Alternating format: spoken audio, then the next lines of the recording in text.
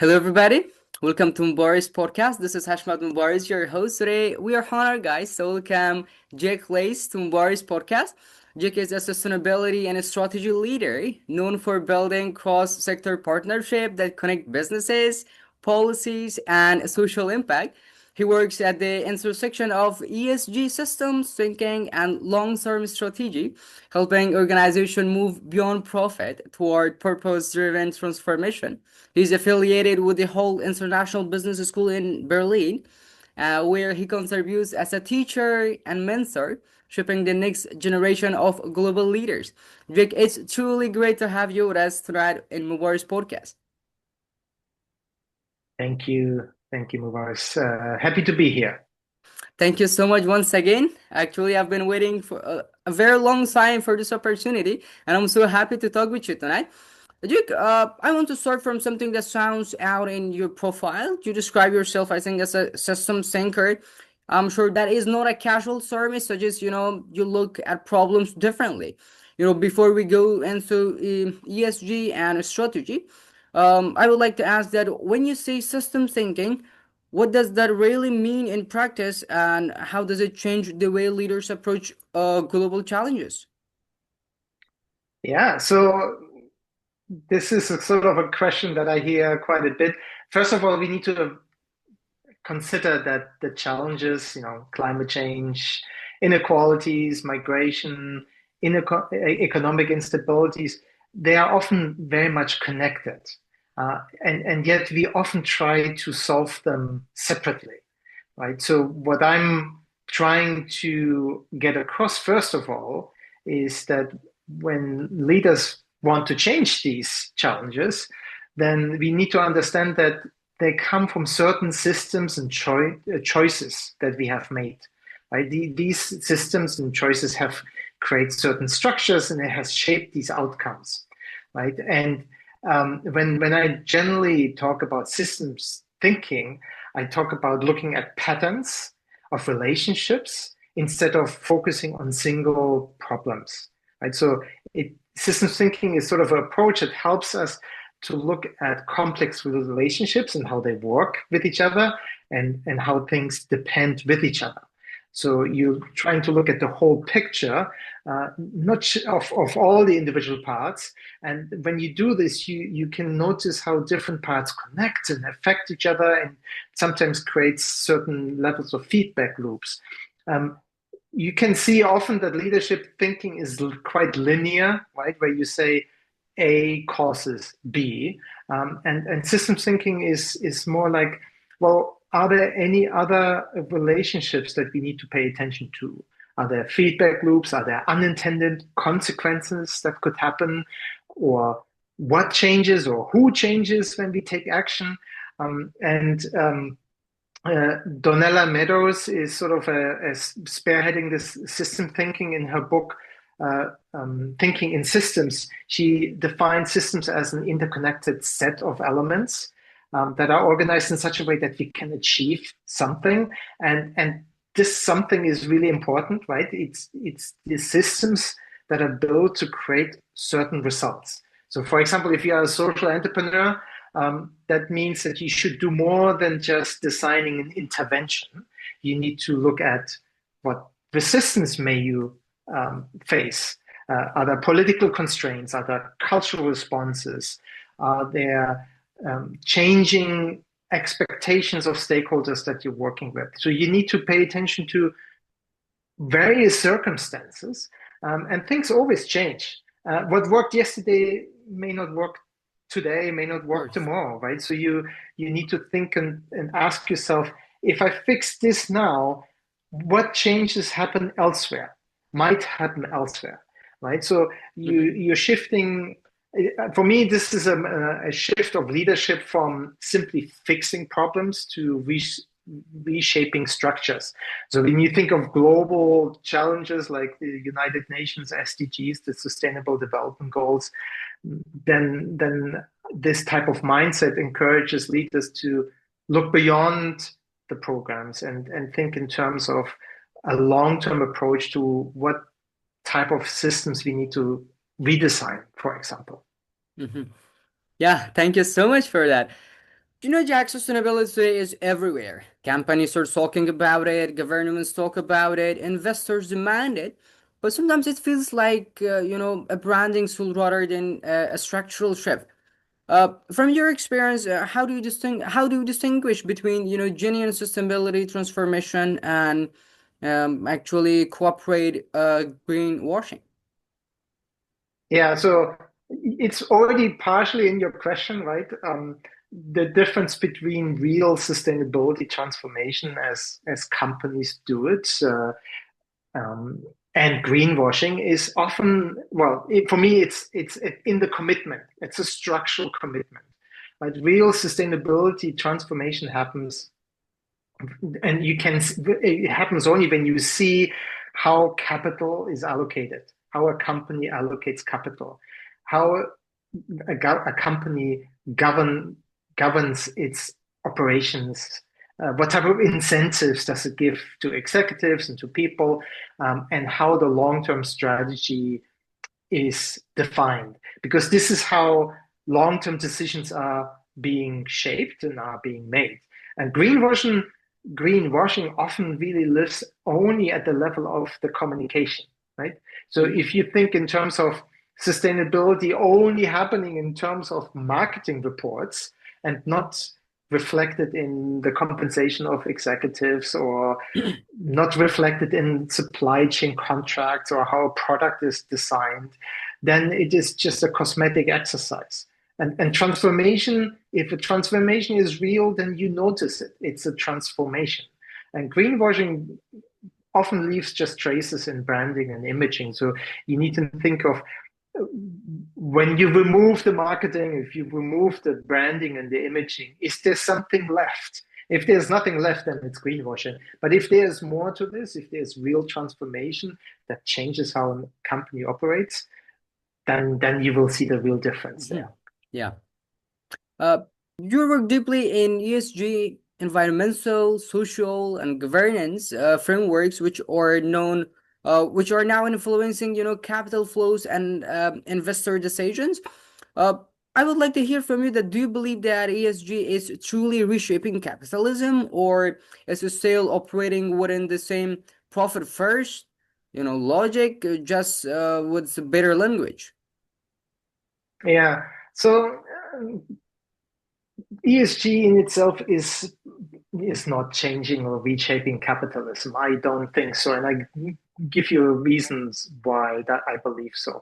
ESG, as you said, right, it stands for environmental, social, and governance related commitments and dimensions of a company in all of its operations. It was originally set up as a scoring system so that you can measure how well companies perform across these dimensions in everything that they do. So ESG as a measurement framework, it works. You see that I'm hesitating there a little bit. It works, and financial companies often look at this. In some regulatory environments, you often have no choice but to report it. Um, Mhm. but if you only, it also has its limitations because you don't want it. You don't want this only to become an exercise in scoring, right? It's not a scoring exercise. You want to really see how can a company actually really create some transformation in its business and how it interacts with communities, right? So the deeper shift in companies, the deeper shift in society, or even how capitalism is being reframed or reconceptualized does not come from ESG. It comes from societal pressure, right? Mhm. So, and what I believe is there is a narrowing gap between what global corporations are doing and what local communities really are looking for. And local communities everywhere really only look for accountability and transparency and how to create value. Mhm. Whether that expectation is with the political leaders, their community leaders, or with companies. And with companies, of course, it makes sense. I use a product every single day, then it's part of my life. And so I also expect as a consumer a certain accountability of the company that makes that product, right? And I find also that grassroots innovators, social entrepreneurs, they often operate in environments that are resource scarce, right? So there are very few resources, or there are different type of challenges that they have to work with. They understand very often very well what it means to deliver real value to communities, but they're really close to the people. And I think this is where large corporations can learn something from being embedded so close. If you treat ESG really just as a box ticking exercise, then it's a profit first mindset. And these acronyms don't, by themselves, acronyms like that, they don't make any change because it's an exercise of ticking boxes, right? What we Hmm. need is a focus on changing behaviors, right? So we need to stop talking only about the scores or the risk or what I have accomplished, but really where do I change behaviors? And that often depends a little bit also on incentives. So it's the setup that companies need to look at here. Yeah. But another thing, um, that I personally think that it stands out is your focus on cross-sector collaboration, business government, civil society working together. That sounds ideal in theory, I think, but in reality, these actors often have conflicting, incentives. What makes a cross-sector partnership actually work, and where do you think they usually fail? Yeah, so cross-sectional partnerships are difficult. They require first a shared purpose, right? What is the purpose of doing the partnership? Um, you need to have secondly, a value alignment between the various partners, whether it's one or three different partners. And then thirdly, you need to be very clear on the roles that you define to make the partnership work. Failures of these partnerships often happen because there are imbalanced views on things. There are differences in how personal power or structural power or political power is being used. There are mismatched timelines or different ways of measuring success. So if there is no alignment, then they fail. And these misalignments can happen quite often. If you think about a corporation, a public listed corporation, it has a quarterly mindset, right? The time frame is every quarter I have to report as a company to my investors. NGOs, for example, or cross-governmental organizations, they think in decades. And governments have a different type of mindset in terms of time horizon because there is political speed, right? When are the next elections? Mhm. What do I need to do first? And so if these differences are not acknowledged, then Mhm. they cause friction because one wants to move faster than the other. And so successful partnership requires more than just a goodwill. It also requires a clear governance, right? Mhm. And if it doesn't work, sometimes the most responsible choice is to say, okay, this is not going to work, and then you have to close it. That is okay too, and it happens all the time because partners change and partnerships change too. And for some, at a certain point in time, it may no longer be the right thing, and then you have to close it and you search for something else. Now I want to connect this to a place like Afghanistan. Honestly, Yeah. we are dealing with economic collapse, climate vulnerability, institutional breakdown, and limited global investment. Sustainability feels like a luxury word for us, actually, when people struggle to survive. Uh, from a systems and sustainability perspective, is there a realistic pathway for fragile or conflicted affected states or integrate into global ESG driven markets, or does sustainability currently favor already stable economics? So first of all, I don't believe any market is truly driven by ESG. What I think is clear that stable environments, stable market environments make long-term sustainability investments easier because you have a certain level of certainty in predicting where the market is moving to, and that lowers the risks. right? And that makes it easier to make a long-term investment. That Yeah. is, of course, different in a context that is more fragile or affected by conflict. However, it's a different, I believe that the situation is different, right?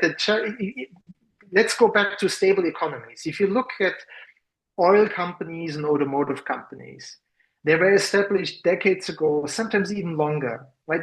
They were set up and very well established in making cars. They've been doing for almost 100 years in some cases. Now, because of the changing markets, they had to change. They had real structural challenges because they have to move from um, fuel-powered cars to electric-powered cars. That is a big change for a company, and that is a very different challenge. If you are looking at fragile contexts or fragile in markets or fragile environments, I believe that sustainability plays a very different role. It has a grassroots level role. When you start something, if you are in a company or an individual, an entrepreneur in these environments, you can actually start with a focus on environmental and social impact right away from the start. And if the local institutions of court can help you with that, that's fantastic, right? Sometimes that doesn't always happen. That makes it extra hard for an entrepreneur, right? Because you kind of want access to capital. If you don't have that, that makes it really difficult. What you can create is community trust. I think you need to focus on the very small things. You need to look at, is there a good basic rule of law? Is there a good trust in the community that can help me? So to answer your question, I'm sort of create a big picture here, but my answer to your question is that I don't think that sustainability automatically favors stable economies, but stability often makes it easier because, as I said earlier, it predicts it, right? There is a lower transaction cost. In Yeah. fragile conditions, I think the real path forward is to look at what people want. And often people want better living environments. If people want better living environments, that means there's an opportunity to make some changes. The difference is different from stable economies, but I would say in my approach of sustainability, I think has equal ways. It's just a different approach to it. Yeah. You've also talked about driving social impact, but in many regions, uh, like Afghanistan or maybe some other countries, political instability blocks systematic change. Yeah. How can sustainability leaders operate in politically restrictive environments? Yeah, so you're raising a good point because ESG has become a very politicized term. Um, in politics have played a very challenging role for sustainability professionals in some parts of the world. So in restrictive environments, being a sustainability leader means to adopt or to be an adaptive leader. So basically you need to understand you focus on the difference between values and tactics and strategy. My own personal values or the values of my organization, if I run an organization, would be that I want to keep these values stable. But the tactics I need to adapt, the strategies I need to adapt. Right. So as a leader, as a sustainability leader, I would focus on shared human interests, health, livelihood, dignity, and not on ideological confrontations. Right? I think systems thinking actually can help here, right? And so instead of attacking power structures directly, if I run an organization or an enterprise or some sort of venture as an entrepreneur, I'm looking for leverage points that can create small changes without causing backlash, right? So that requires to be patient. You need to build coalition. And at times it often requires some courage, and sometimes it also means you need to be restraining yourself a little bit. But we need to do our best regardless of the circumstances if we want to create a change in the world. And that means that we have to align with people, with stakeholders, and understanding their needs, their desires, their hopes, even if it's completely different from our own. And that is not easy. That is not easy. But that is how I would describe it. So we need to stay adaptive to that. Yeah. Coming on to your current position, you're also a teacher and a mentor at Hold in Berlin. That means you're shaping young professionals who will enter business and policy spaces in the future. And what mindset shift do you believe that young leaders must adopt if they truly want to solve global challenges instead of simply managing them? Yeah. So actually, I'm working with social entrepreneurs, not in Berlin, but actually in entrepreneurs that are in Asia Pacific, across Asia Pacific.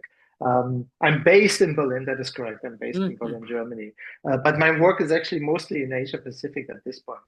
Um, the mindset shift is to move away from managing problems to working on solving them.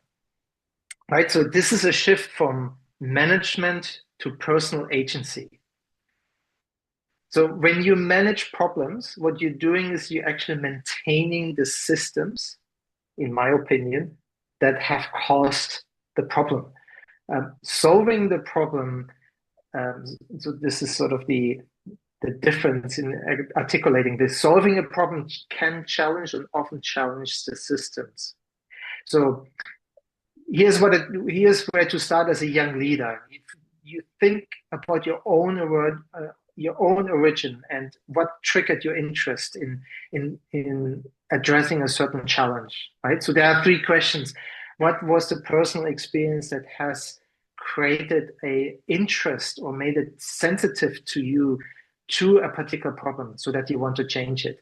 This, and the reason why that is important to think about is because it will shape what type of vision and mission you will define for the operation that you want to do. I say operation, this may be you as an individual, or it might be three people, it might be 10 people, maybe 1,000 people, right? Then the second question is, what are the unique skills that you possess that you can contribute towards making a change, to solving a challenge? The reason why that is important is because you may require skills that you currently don't have. So that means now at least you know who to look for, who you can partner with, who may have the skills that can help you to overcome that challenge. And then the third question is look around and see who is already working on this. How can you collaborate with them? And in my experience, especially in social entrepreneurship, first of all, you can find like-minded people everywhere in your own country, but also in other parts of the world. And it is my experience that they are often like-minded and they want to connect with you because they understand that these challenges are often too complex for an individual hero. I think we need to move away from that and think in terms of networks, not as an individual, but how can we help each other? And if I'm working on a particular challenge in the country, I can find somebody in another country who's doing the same work, and maybe he or she will have ideas that I can exchange with, and that is the way forward. I believe that is where I believe the change can happen.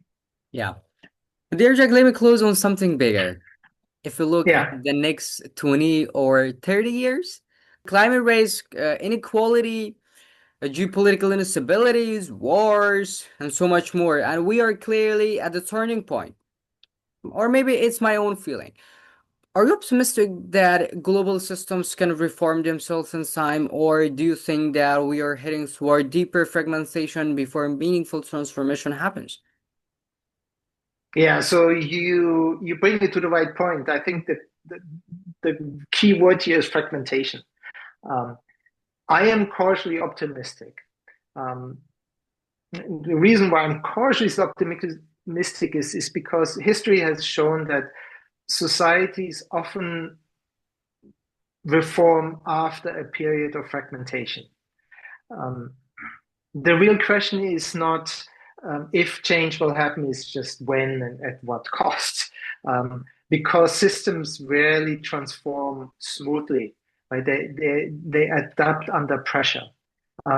So I fear that we may experience deeper fragmentation first before we see some meaningful changes.